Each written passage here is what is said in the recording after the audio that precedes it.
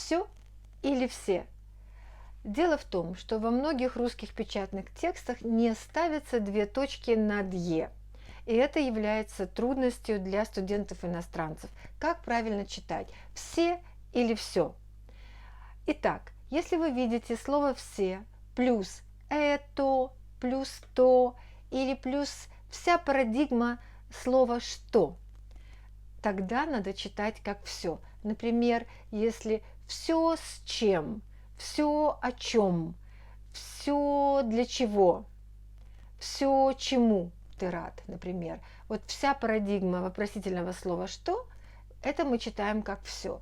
Если мы видим animated и плюраль, все плюс те, эти, и все кто, все с кем, все о ком, все для кого, тогда надо читать только как все.